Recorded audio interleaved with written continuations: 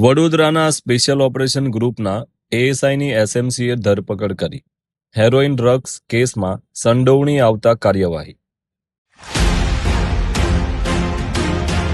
Gujarat state monitoring cell દ્વારા Vadodara railway station પરથી heroine drugs જપ્ત કરવાના કેસમાં મોટો ખુલાસો થયો છે.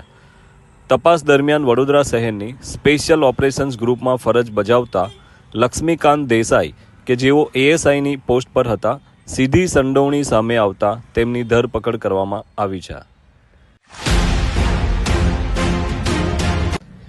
એએસઆઈ લક્ષ્મીકાંત દેસાઈ સામે એનડીપીએસ એક્ટ હેઠળ ગુનો નોંધાયો છે. આ કેસમાં મુખ્ય આરોપી અમરીકસિંહ ઉર્ફે સોનુ મલ્હીને ઝડપવામાં આવ્યો છે, જ્યારે હેરોઇન સપ્લાયર હજુ ફરાર છે.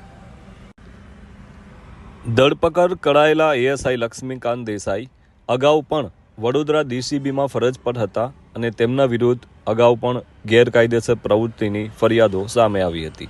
પોલીસ વિભાગમાં જ સંડોવણી સામે આવતા આ કેસ ભારે ચકચાર મચાવી છે.